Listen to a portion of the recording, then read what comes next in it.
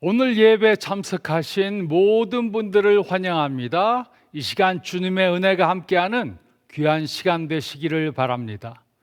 우리는 지금 감사절 이야기라는 설교 시리즈를 하고 있습니다. 이번 시리즈를 통해 우리는 감사하는 마음을 가지며 감사절을 맞을 준비를 하고 있습니다. 첫째 주에는 하나님께 감사해야 하는 이유들에 대해 생각해 보았습니다. 둘째 주에는 하나님께 감사하지 못하는 이유들에 대해 생각해 보았습니다. 셋째 주에는 하나님께 어떻게 감사해야 하는지에 대해 생각해 보았습니다. 그리고 오늘은 이번 시리즈를 마치면서 하나님께 감사하는 중요성에 대해 생각해 보겠습니다. 저는 오래전부터 비행기를 조종해 보고 싶었습니다. 비행기를 이륙시키고 하늘을 날고 착륙시키는 것을 상상만 해도 너무 신이 났습니다. 그러나 저는 비행기를 조종하는 것이 얼마나 어려운가를 잘 압니다. 비행기를 이륙시키는 것이 매우 어렵다고 들었습니다. 또 착륙시키는 것은 더 어렵다고 들었습니다. 그런데 비행기를 조종하는데 가장 어려운 것은 비행 착각증을 이기는 것이라고 들었습니다. 비행 착각증이 일어나면 방향 감각을 잃게 됩니다. 비행기를 진한 안개 속이나 구름 가운데나 아니면 밤에 운행하다 보면 착각이 일어난다고 합니다. 눈에 보이는 것이 없기 때문에 비행기가 위로 올라가는지 아니면 아래로 내려가는지 모를 수 있다고 합니다. 이런 상황에 익숙하지 않은 조종사들은 큰 사고를 낼 수 있습니다.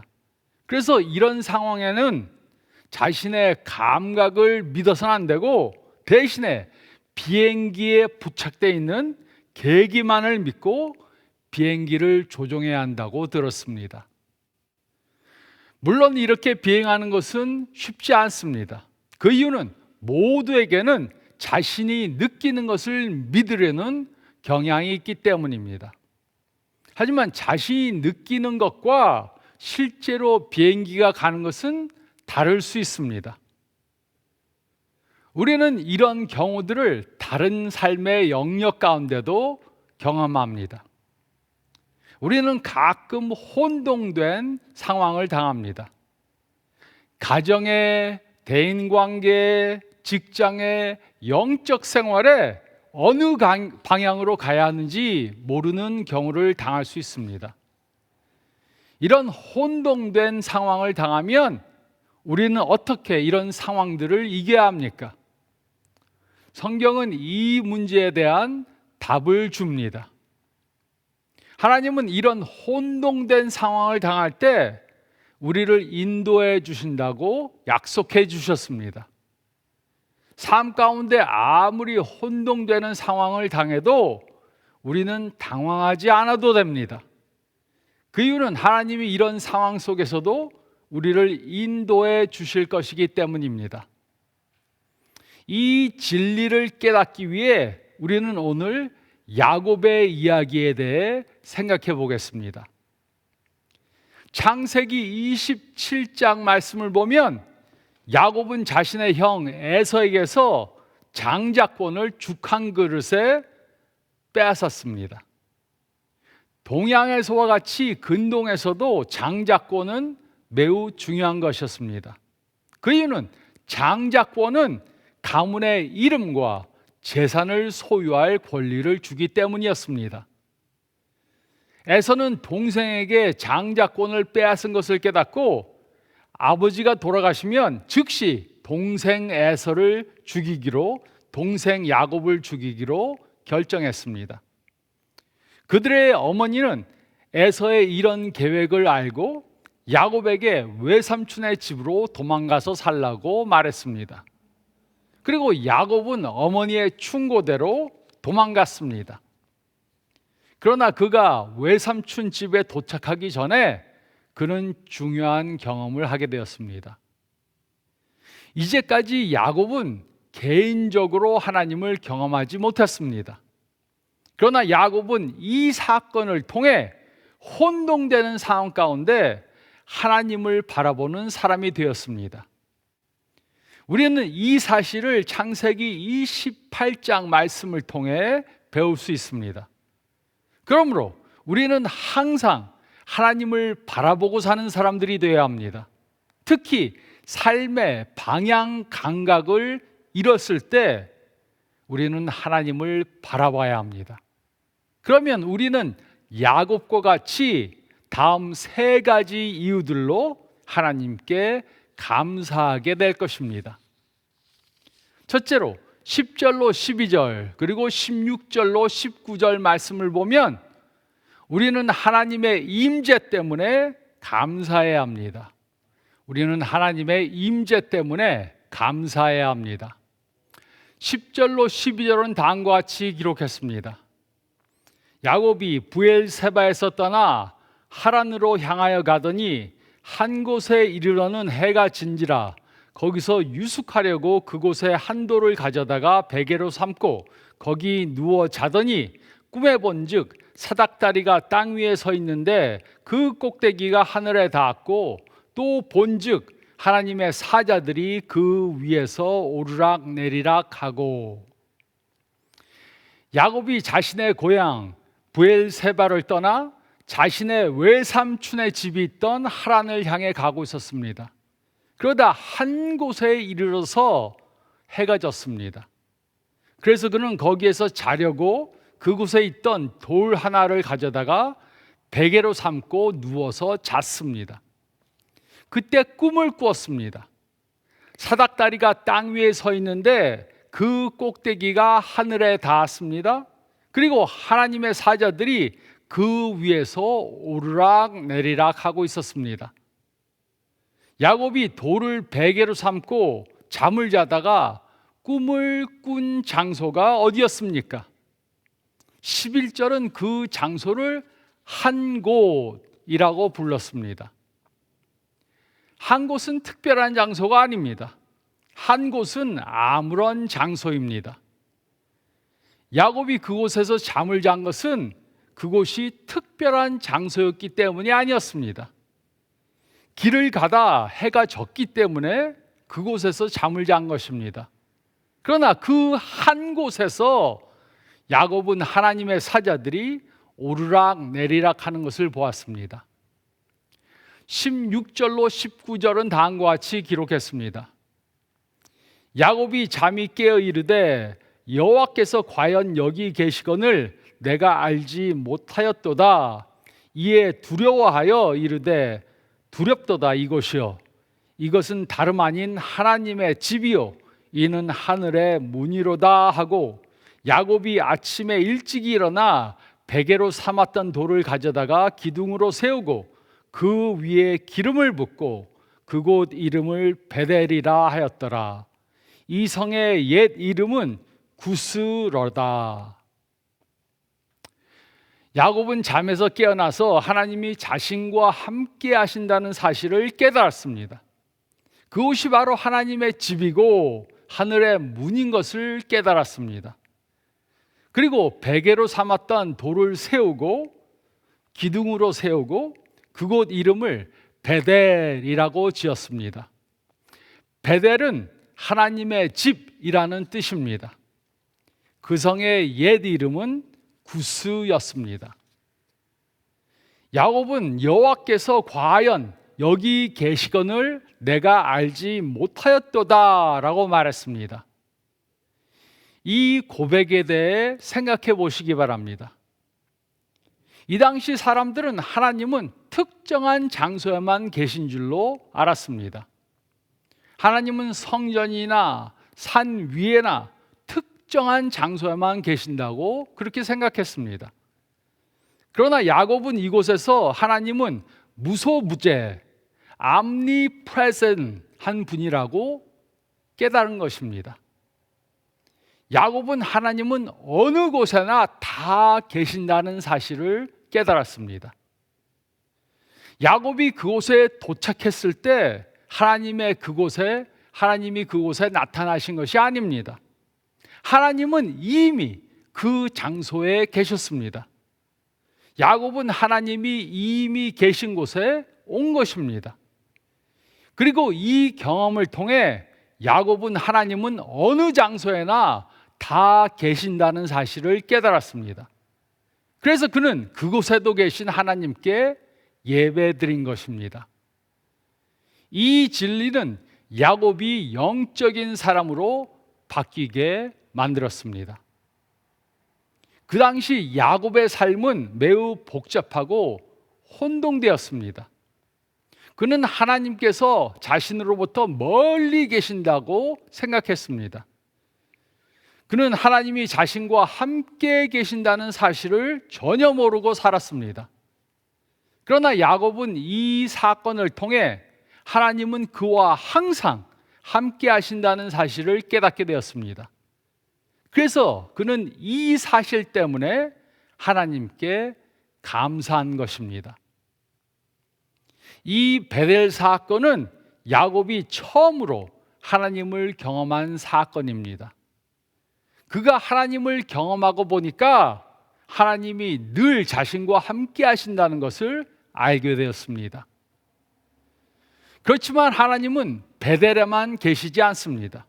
하나님은 늘 어디에나 계십니다. 그러니 우리가 있는 장소가 어디든 그곳이 바로 베델입니다. 하나님은 언제 어디서나 우리와 늘 함께 하십니다. 우리 모두는 야곱과 같이 하나님을 직접 경험해야 합니다. 하나님을 인격적으로 만나야 합니다.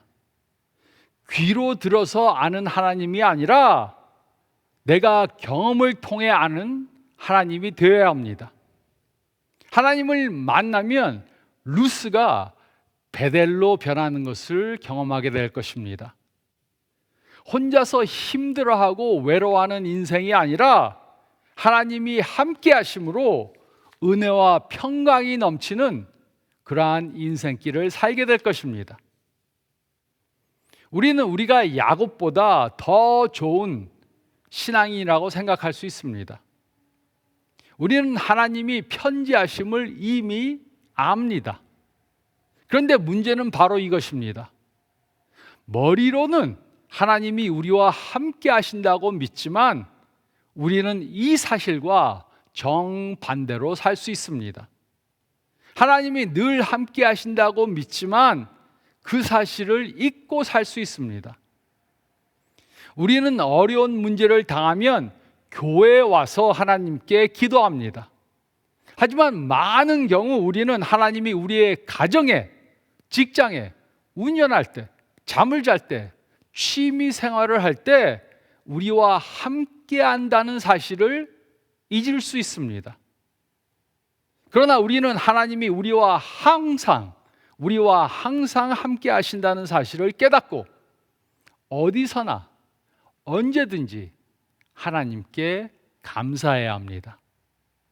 우리는 하나님의 임재 때문에 감사해야 합니다. 우리는 하나님의 임재 때문에 감사해야 합니다. 둘째로 13절로 15절 말씀을 보면 우리는 하나님의 약속 때문에 감사해야 합니다. 우리는 하나님의 약속 때문에 감사해야 합니다. 13절로 15절은 다음과 같이 기록했습니다. 또 본즉 여호와께서 그 위에 서서 이르시되 나는 여호와니 너의 조부 아브라함의 하나님이요 이삭의 하나님이라.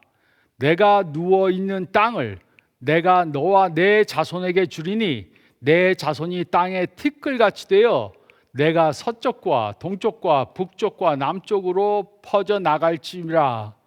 땅의 모든 족속이 너와 내 자손으로 말미암아 복을 받으리라. 내가 너와 함께 있어 내가 어디로 가든지 너를 지키며 너를 이끌어 이 땅으로 돌아오게 할지라. 내가 내게 허락한 것을 다 이루기까지 너를 떠나지 아니하리라 하신지라.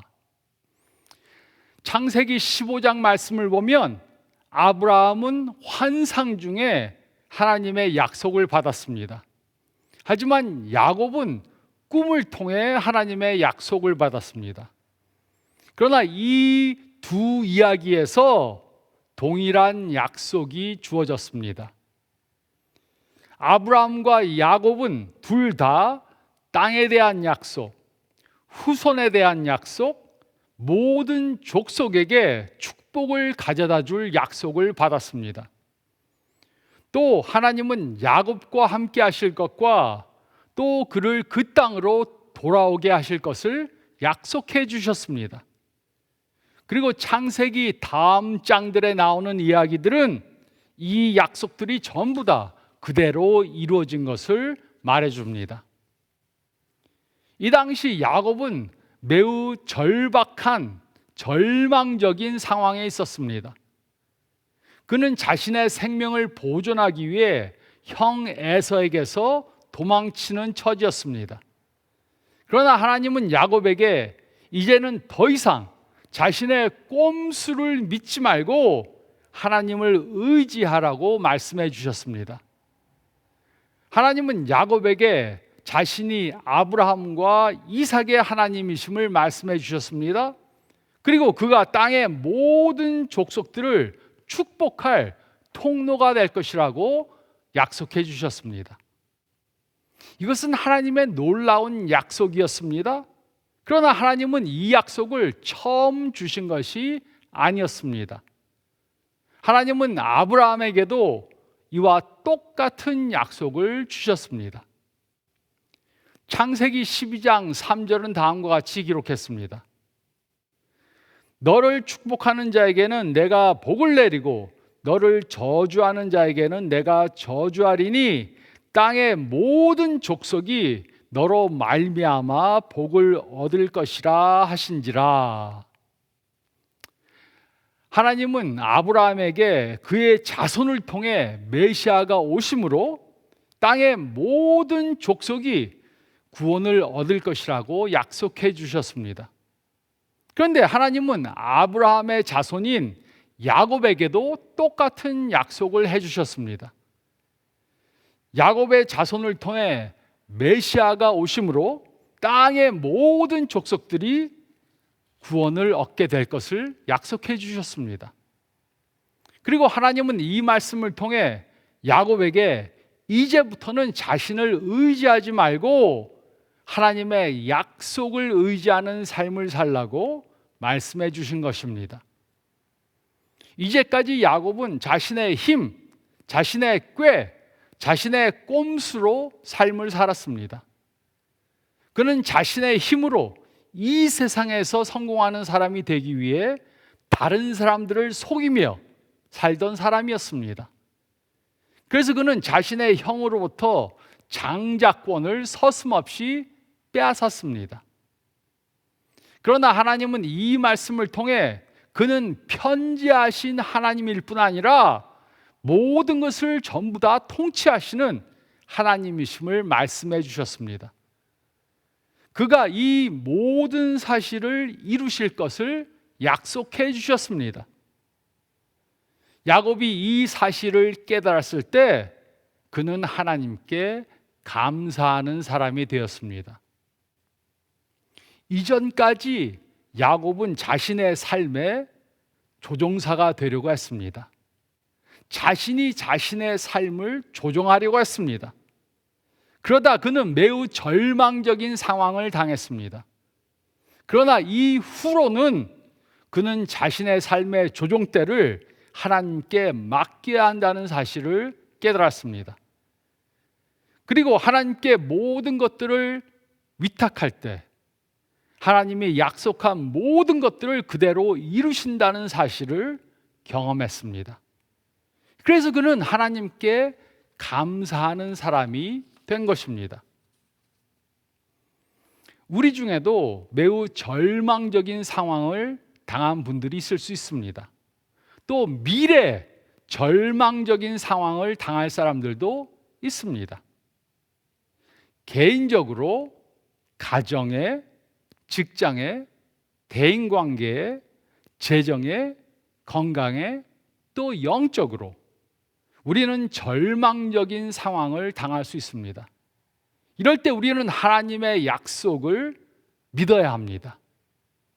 그리고 하나님의 약속을 믿으면 우리는 하나님께 감사하는 사람들이 될 수 있습니다.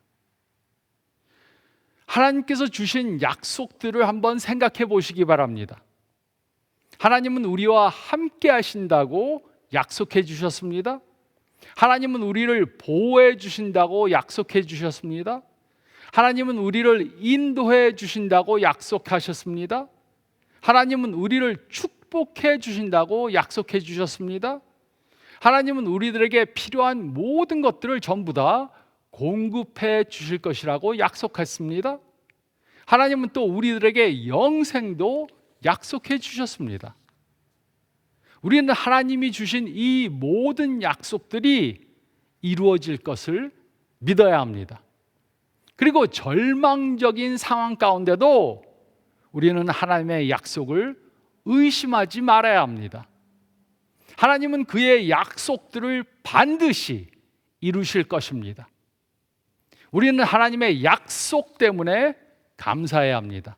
우리는 하나님의 약속 때문에 감사해야 합니다. 그리고 셋째로 20절에서 22절 말씀을 보면 우리는 하나님의 은혜 때문에 감사해야 합니다. 우리는 하나님의 은혜 때문에 감사해야 합니다. 어떤 사람들은 야곱은 우리들과 달리 매우 영적인 사람이었다고 생각합니다. 하지만 야곱은 그렇게 영적인 사람이 아니었습니다. 그는 이기적인 사기꾼이었습니다. 형을 속여서 장자권을 뺏었습니다. 그리고 도망자가 되었습니다. 이런 야곱에게 하나님이 나타나 주셨습니다. 그를 축복하시고 사용하실 것을 약속해 주셨습니다. 그는 이런 사랑을 받기 위해 한 것이 아무것도 없었습니다. 이것은 전적인 하나님의 은혜였습니다. 하지만 그는 꿈을 통해 하나님을 경험하고 나서도 단번에 변화되지 않았습니다. 20절로 22절은 다음과 같이 기록했습니다. 야곱이 서원하여 이르되 하나님이 나와 함께 계셔서 내가 가는 이 길에서 나를 지키시고 먹을 떡과 입을 옷을 주시어 내가 평안히 아버지 집으로 돌아가게 하시오면 여호와께서 나의 하나님이 되실 것이요 내가 기둥으로 세운 이 돌이 하나님의 집이 될 것이요 하나님께서 내게 주신 모든 것에서 10분의 1을 내가 반드시 하나님께 드리겠나이다 하였더라. 하나님은 야곱을 보호해 주시고 거할 땅을 주시고 자녀들을 축복해 주시고 그 땅으로 다시 돌아오게 하시고 그를 통해 메시아가 오실 것을 약속해 주셨습니다. 이런 약속을 받았다면 당연히 하나님 앞에 엎드려서 감사해야 했을 것입니다. 그러나 야곱은 그렇게 하지 않았습니다. 그는 만약 여호와가 그 약속들을 지키시면 자신의 하나님이 될 것이라고 말했습니다. 즉 그는 하나님이 하시는 걸 보고 결정하겠다고 말한 것입니다. 그런데도 하나님은 그를 버리시지 않으셨습니다. 하나님은 그를 끝까지 은혜로 대해 주셨습니다. 야곱은 우리들보다 영적으로 뛰어난 사람이 아니었습니다. 그는 이기주의적이고 약삭빠른 사람이었습니다. 그는 먹을 것과 입을 것과 자신의 평안을 더 걱정하던 사람이었습니다. 그는 하나님께 조건부의 약속을 한 사람이었습니다. 그는 하나님께 축복받을 자격이 있는 사람이 전혀 아니었습니다. 그러나 하나님은 야곱을 버리시지 않고 그가 하나님께 사용되는 사람이 되도록 그를 변화시켜 주셨습니다. 이것은 전적인 하나님의 은혜입니다. 야곱과 같이 우리도 하나님께 자격의 그렇게 축복받을 자격이 있는 사람들이 아닙니다. 그러나 하나님은 우리와 관계를 갖기 원하십니다. 하나님은 우리로 그에게 나오기 원하십니다. 하나님은 우리의 모습 그대로 영접해 주십니다. 실수를 범하고 죄를 지어도 우리를 버리시지 않으십니다. 우리를 변화시켜서 그의 도구로 사용해 주십니다. 이것은 전적인 하나님의 은혜입니다. 이 은혜는 우리들에게 감사의 조건을 줍니다. 저도 하나님께 쓰임받을 자격이 있는 사람이 아닙니다. 저는 목사이지만 많은 실수를 범합니다. 죄도 범합니다. 그러나 하나님은 저를 용서해 주셔서 저를 사용해 주십니다. 제가 주일마다 하나님의 말씀을 전할 수 있는 것도 하나님의 은혜입니다. 이제 한 달 후면 이 교회 목사로 은퇴하게 됩니다. 그래서 저는 하나님께 감사합니다. 우리 가운데 자격이 있어서 하나님께 쓰임받을 수 있는 사람은 한 사람도 없습니다. 그러나 하나님은 우리의 모습 그대로 우리를 영접해 주십니다. 그리고 우리를 변화시켜 주십니다. 이것은 우리가 하나님께 감사해야 할 이유입니다. 우리 모든 과거에 많은 죄들을 범했습니다. 미래에도 많은 죄들을 범할 것입니다. 그러나 하나님은 끝까지 그의 은혜로 우리를 용서해 주시고 사용해 주실 것입니다. 이것은 100% 하나님의 은혜입니다. 우리는 하나님의 은혜 때문에 감사해야 합니다. 우리는 하나님의 은혜 때문에 감사해야 합니다. 야곱은 하나님이 함께 하신다는 것을 깨달았기 때문에, 또 하나님께 약속을 받았기 때문에, 또 하나님의 은혜를 경험했기 때문에 하나님께 감사했습니다. 이것이 우리가 오늘 해야 하는 것입니다. 우리는 하나님의 임재 때문에, 하나님의 약속 때문에, 하나님의 은혜 때문에 하나님께 감사해야 합니다. 삶 가운데 우리를 혼동하게 만드는 어려운 일을 만났을 때 우리는 하나님을 바라봐야 합니다. 그리고 우리는 하나님이 우리와 함께 하시기 때문에, 하나님이 그의 약속들을 전부 다 이루실 것을 믿기 때문에, 또 하나님이 우리를 언제나 은혜로 대해 주실 것을 믿기 때문에 하나님께 감사해야 합니다. 이런 감사의 조건들을 주신 하나님께 항상 감사하는 저와 여러분들이 되시기를 우리들에게 은혜를 주시는 예수님의 이름으로 축원드립니다. 저희 다 같이 기도드리겠습니다. 주님 감사합니다. 감사의 계절에 주님을 더욱더 감사하는 저희 모두가 되게 도와주시옵소서. 저희가 받은 축복들을 생각하며 감사할 수 있도록 도와주시고, 우리가 우리 된 것은 하나님의 은혜임을 잊지 말고 하나님께 감사하도록 도와주시옵소서. 이제 며칠 후면 저희가 감사절을 지내게 됩니다. 가족들과 모여서 식사를 하고, 또 TV를 보고, 또 게임을 하면서 하나님의 은혜를 잊지 않고 감사하는 저희 모두가 되게 도와주시옵소서.